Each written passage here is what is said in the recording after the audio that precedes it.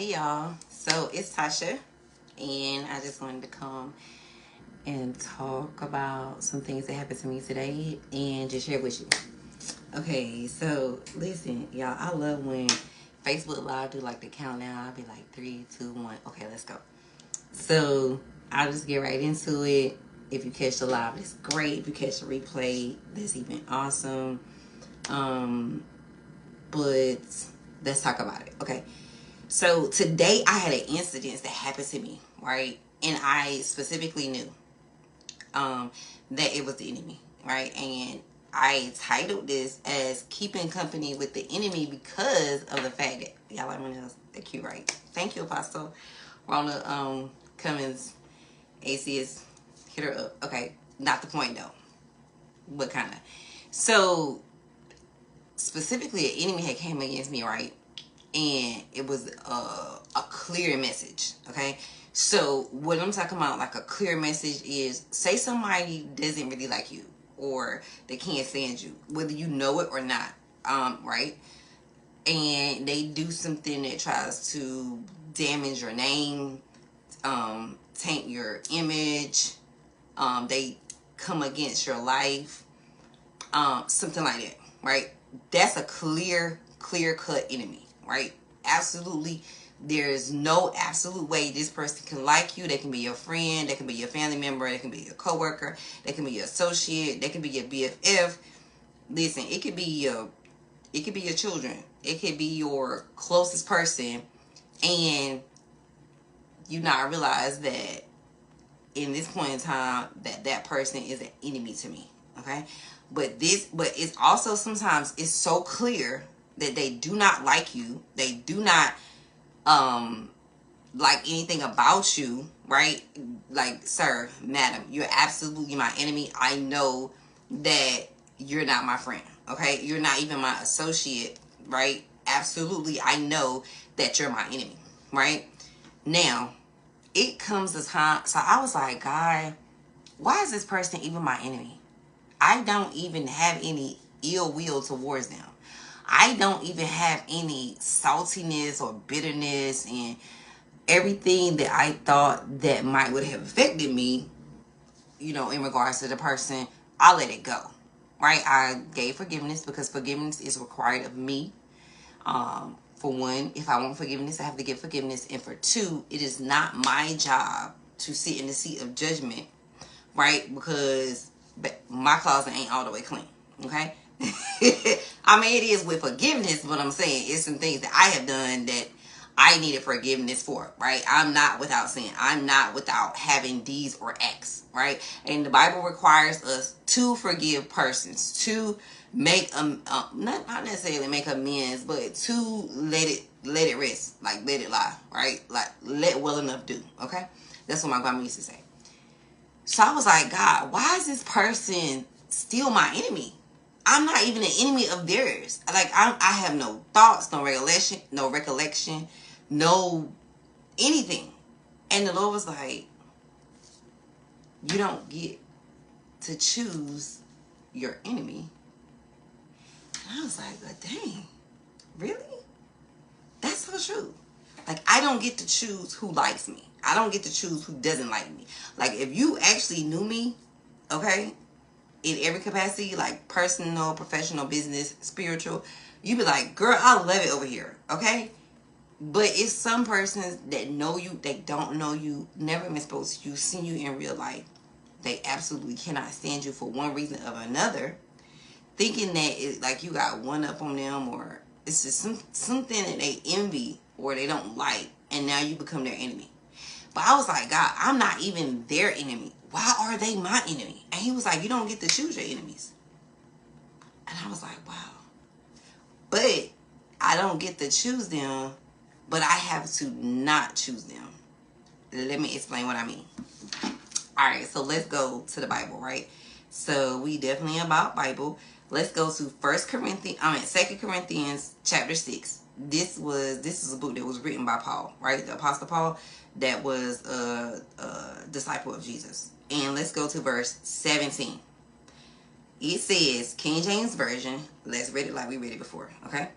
Wherefore come out from among them, and be ye separate, saith the Lord, and touch not the unclean thing, and I will receive you. It was like mind blowing. So I titled this Keeping Company with the Enemy because it's certain things that are so very clear. If somebody comes after you with a gun, you know that's your enemy, right? If somebody comes and they try to attack you personally and they put their name on it and they stamp on it, and you know they don't post anonymously, you know that's your enemy, right? When it's certain things that you don't want to do anymore and it's so very clear, it's like I can't hang around those persons. I can't be in their environment. Let me give you a couple examples. Like clear cut. I swear we say it all the time, or preachers say it all the time, pastors say it all the time. When you stop drinking, you don't go to the liquor store. You don't go to the bar. You don't go out with persons that's drinking, right? Clear. When you stop doing drugs, you stay away from drug addicts, right? You go into rehab, you go into the facility. We got the 10 step, the 12 step, the 18 step, whatever steps that they have, right? You know, I'm not hanging around no drug spots. I'm not hanging around no drug dealers. I'm not hanging around no drug pushers because, like, I want to be drug free. And at this point, drugs are my enemy, okay? If you smoke, right? So for those who have smoked before, right? If you absolutely know that smoking is something that you don't want to do, you don't hang around smokers. You don't go to the smoke shop. You don't go to the vape store, right? Because that's your enemy. That's something that you don't want to keep company with, right? Here go the old people. Here go my grandma. If you was a whoremonger, I don't know where they get that word from, right? You don't go to the whoremonger's house, right? You don't go to the place that the whoremonger stuff is being done, okay? But it's so, these are the things that is your enemy that's coming against you, that's trying to suck you back into doing the things that you said bye-bye to. That is very clear that you should not participate in, go around, or keep company with, right?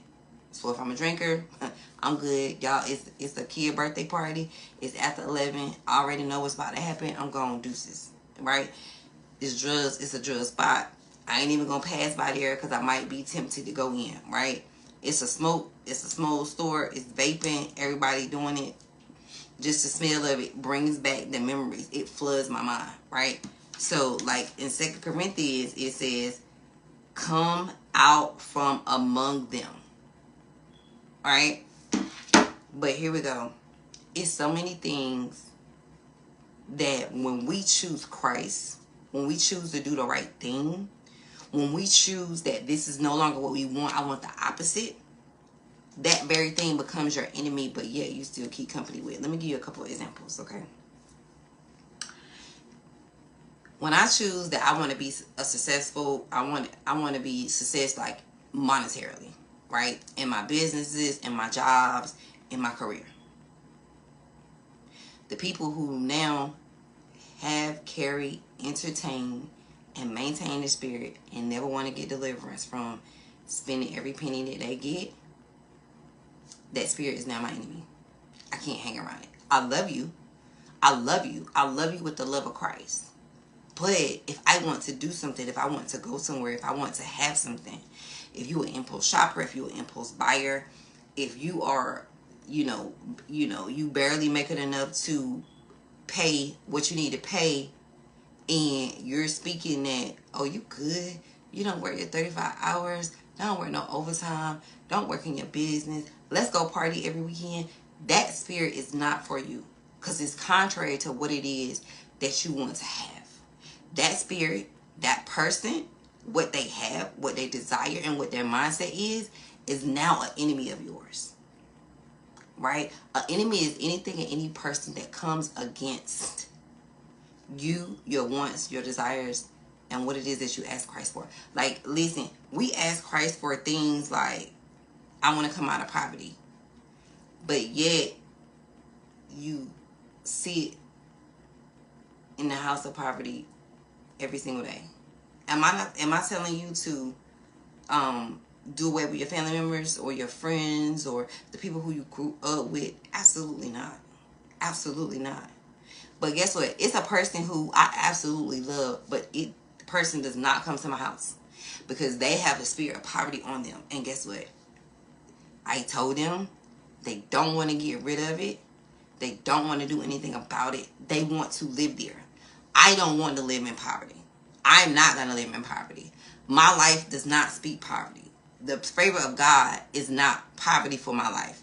My life purpose and destiny is not poverty. So therefore, I can't have that spirit that's within that person that they chose to have, right? Continuously around me, because if you got 5 broke friends, you're going to be number 6. If you got 9 broke friends, you're going to be number 10. Okay? Y'all seen that little meme that's going around Facebook right now? Okay, here we go. If I wanted to get rid of fear and anxiety, right? Because fear and anxiety really try to come against me today. Right? But I have a person in my life, or a place, or a thing. Like I had a person who come to my house today, and the person was like, listen, I'm afraid of dogs. And I was like, okay. And if y'all know, I got a little dog. That's my baby. That's my heart.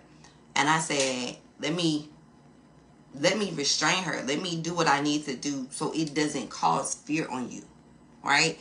Now I'm no longer your enemy, because I'm in agreement with taking away and removing anything that causes you fear, or to be afraid, or in anxiety.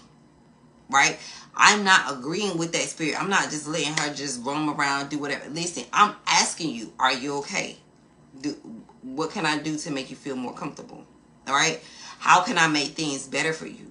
Even in my circumstance, in my situation, I can put that thing up. I can put that thing aside so that it's not affecting you. I don't have to say, oh, well, you at my house, you don't have to just deal with it. That type of thinking, those type of people that are in your life are your enemies, are coming against you. They're feeding the beast that you're trying to escape. They're feeding the thing that you don't want to be or to do. Sometimes we keep company with the enemy. Listen, talking, it could be something as simple as person that always talks down on themselves. I had a person on my Facebook page, I had to unfriend because, baby, death was their portion. Every time somebody died, it was just blown out of proportion. It was every single day. And I was like, God, I don't need that spirit of death around me. Like, death is all around us. I can't control death, right? So, but this person kind of like celebrated it. So I was like, oh, I love them with the spirit of Christ. But because that is not what I want in my life, that spirit that they have, I now have to rebuke. I have to get from around it, right? The spirit of gospel is talking about people. Baby, if we ain't talking about businesses, we ain't talking about Christ, what are we talking about? Because you ain't talking to me. Okay? I limit my conversations. I limit my responses. I limit how I deal with you. I limit when I deal with you. I limit how I deal with you, because of the fact that what goes around is come around. Like, what seeds you sow, they will surely grow. I don't have time to be gossiping about people. For one, that's a waste of my time. 2, that procrastinates so I can't get done what I need to get done. And 3, that open up a door for other people to be talking about me. Baby, listen, I got enough stuff going on. I don't need to add nothing extra to it, right? So I'm not going to sit in the company of an enemy for gossip, because that's not what I want for my life, right? When you realize it's certain things that you want for your life, and it's certain things that you don't want for your life, you begin to realize that what I want is my advocates. It's going to speak for me. It's going to pick me up. It's going to pray for me. It's going to fast for me. It's going to intercede for me. It's going to go to God for me. It's going to tell me about a business opportunity. It's going to tell me about how I can get ahead. It's going to give me a loophole. It's going to give me some information that I can use in order to get into the place that I want to be, right? That's my advocate. I'm going to sit in the company of my advocate. I'm going to sit in the company of my friend. I'm going to sit in the company of those that have my best interest at heart, right? That I could be my highest and best self, right? That's what we say in real estate. Your highest and your best offer. What it is that you can offer me that I can grow, I can expand, I can do more, right? But when I realize that certain things over here on the right side, that's obvious. Drinking, drugs, smoking, infidelity. Like, if I want a whole relationship, I'm not gonna be with nobody that's no he. I'm not gonna be around no man that's no he man woman hater. Okay. If I want a relationship and I want it to be successful, I'm not gonna be around people who I know that are married or in relationships or in long-term relationships. In every relationship, they are cheaters. Okay. Or they never. I'm not gonna want to be married and then I'm hanging around people who be in 15-year relationships knowing they never want marriage, right? Because what information are they going to give to me? What information are they bringing back to me? What are they pouring into me that's going to help me to achieve the goal of marriage when absolutely not, that's not even what you want? Right? That becomes my enemy. That spirit becomes my enemy. That setting becomes my enemy. That conversation becomes my enemy. That way of thinking becomes my enemy. Right? So, I mean, it's so easy for us to talk about money. It's so easy for us to talk about habits. It's so easy for us to talk about how we do things and our ways of living. But like, when I want hope and success, why am I talking to a person that's always down and speaking negative on them and myself? Like, oh, how that little business? Baby, we can't talk. Because my business is not little. Because that's not what God told me. That's not what I'm aiming for. That's not what I need spoken into my life. That's not what I want to hear in my ears. That's not what I want to see in front of my face when I hear your words and they materialize into a vision. That my vision is small. Right? So it's so many times we keep company with the enemy of things that we do not want. Right? Because of familiarity, because of their relationship with us, because of how long we known them. Baby, I could have known you for, well, I ain't 60. Let's just say 40. Because I'm 41. 40 years, 40 months, 40 days, or 40 minutes. Doesn't matter. It doesn't matter. If what you are doing, saying, believing, instilling, speaking over a shadow environment, right? Because you know, like, when you go into certain environments, right, it cultivates certain things. Are you going to an environment that's going to cultivate, like, your upbringing, cultivate your vision, cultivate somebody believing in you, cultivate where you want to be, cultivate where you want to go, cultivate, yes, I believe in you, yes, I know you can do it, it's absolutely not a question, or is it, or do you want to go and stay into an environment where the environment comes against you? Right? So it's so many times we're keeping company with the enemy. It's the enemy of mindsets, the enemy of environment, the enemy of my dreams, the enemy of my success, the enemy of my demeanor, the enemy of my self-esteem, the enemy of my self-image, the enemy of my mental health. I'm so big on it. If you know me, you know I go to therapy, and I'm gonna talk about my therapist. I got more than one, right? And I love both of them. But it's the enemy of the progress that I have made. It's the enemy of the doors I have closed. It is the enemy of the things, the doors and the windows that I want open. And God said that He will and He can. But I'm sitting here, right? I'm sitting with the enemy. I'm sitting with poverty. I'm sitting with foolishness. I'm sitting with procrastination. I'm sitting with down talking. I'm sitting with gossip. I'm sitting with somebody who trying to go out every single weekend. I'm sitting with somebody who don't value mental health. I'm sitting with somebody who doesn't value their emotional health. I'm sitting with somebody who doesn't value their physical health. I'm sitting with somebody who say, oh no, you don't need that. You don't need to go to church every time the door is open. I need that. Right? Okay. That's your thing. Because we got so many spiritualists, and I believe in God, baby, that's you. But I'm talking about Tasha. I need that. I need prayer intercession. I need Bible study. I need the word on Sundays. I need to be able to call my pastor. Do you know how many people who be like, girl, you call your pastor for every day and do? Baby, and do? What am I doing? I'm going to call you? Because one thing about it, if my pastor is going to speak a word of life, that's what I need. I don't need your defeating mouth, right? Because that's my enemy. I'm already fighting myself. I'm already fighting the devil, because the Bible says that he has no respect to a person. Please know that the devil doesn't either. Kill, steal, and destroy. It could be you, me, anybody. Whoever he can find. Whoever he can tear down. Whoever he can take down at any time, right? That's what he gonna do. Okay? He has absolutely no respect for a person. So therefore, I need to sit under you don't have to like my pastor. You don't have to like the ministry that I go to. That's fine. You can call it this. You can call it that. You can call her this. You can call him that. I don't care. Okay? Baby, take it up with God. Okay? Because I didn't call them. God did. But my point is, I'm not. So what you want me to go see in your ministry who ain't did nothing? They don't cultivate nothing. They don't produce nothing. They don't build nothing. Building fund ain't built nothing. Okay. You want me to go sit on your ministry who what? Your pastor, he look good. He sound good. He dress good. And all the members broke and look up poverty? Absolutely not. I'm not going to sit with the enemy. Right? So listen. Ecclesiastes said it's a time and a place for everything. I used to go to people's churches, right? People call, text, tag you or whatever. In the post, like, yeah, I'm preaching, and not saying that they, as a singer, as a minister, as a preacher, as a church, was nothing wrong, but they went and they sat in the presence of enemies or people who were not kingdom builders. I've seen so many ministries that go just because you invited them. I've seen so many people that got married just because they was asked. Okay? But they were sitting in the midst of enemy.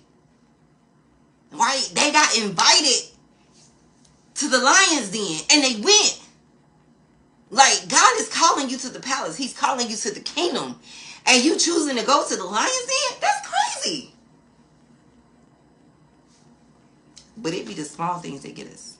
It be the little, you know what? It's so ironic. It's the little things that count. Like, if you're in a relationship, he give you flowers, he give you candy, he give you a random gift. It's the little things that count. And you be like, oh my God, I'm so overjoyed by them. Please know with the enemy too, he sneaks the little things in here. It's the friends that say the little phrases. It is the family members that, you know, that talk down on your little business. It is the significant other that, you know, didn't show up, but, you know, I'll have time to show up another time. Right? It is the small things that you think are insignificant, that you're entertaining the enemy. You're entertaining company that is anti what you are and what you want to be. Right? So you hear people say, listen, get in a room full of people who are higher than you, make more money than you, more knowledgeable than you. That applies to your spiritual man, your spiritual self on the inside as well. Right? It's time that we connect with people, connect with things, connect with businesses, make networks, make connections that line up with who God said we are. And let go of the people, the places, the things, the familiarity, the spirits, the family members, the parties, the gatherings. They don't invite me either. That's fine. I don't have no problem with it. It's time that we let go, because it's the little things that count too. Right? It's your cousin that's always in your ear. Right? It's one little statement. It's two little statements, three little statements. But they start to build up. And then they start to chip away at your self-esteem. They start to chip away at who you know, who God called you to be. And now you're keeping company with the enemy. Right? It's very, very easy to identify. You know, the drinkers, the addicts, the smokers, the drunks. I can't mess with them. But what about those people who don't want more than McDonald's, Burger King? Not saying that their life is not destined for more, but that's what they have chosen. What about those people who had a business and failed? Now they don't want you to run a successful business. What about those relationships, baby, that is sitting up here drowning your finances, right? And they swear they love you, but they won't go pick up a shipment. They won't get on the computer. They won't post. They won't repost. They won't do none of that, right? But they want you to pay their bills every month. They want you to cash out their money all the time, but they won't pour into your business. They won't buy a shirt. They won't buy a shoelace. Okay? They won't buy a pair of glasses from you. but they want to borrow money. These are things, the small things, where you're keeping company with the enemy. And I listen, and we don't get to choose our enemies. As soon as I choose for better, worse now becomes my enemy. Okay? That's how it works. Okay? As soon as I choose success, poverty now becomes my enemy. As soon as I choose God, devil now becomes my enemy. Okay? As soon as I choose success, laziness and procrastination now becomes my enemy. All right? As soon as I choose obedience unto God, disobedience becomes my enemy. Right? Or kind of sort of doing it God's way, but not really. Right? I did enough. God, I'm going to do enough just to say I did it, but I didn't do it the 100% way that you said for me to do it. Right? As soon as I choose sound decisions, impulsiveness and wastefulness now becomes my enemy. Right? As soon as I choose to be a tither, right? Those people that say, don't you get it at church, don't you get it on people, now becomes my enemy. Right? I don't get to choose who my enemy is. But I do get to choose who I keep company with. So listen, that just inspired me today. I love y'all. Hey Brandon, I love you, cousin. Thank you. I love y'all. I hope you have an absolute fabulous evening, afternoon. It is snowing here, so I'm gonna enjoy this time off. Love you bunches. Have a good night.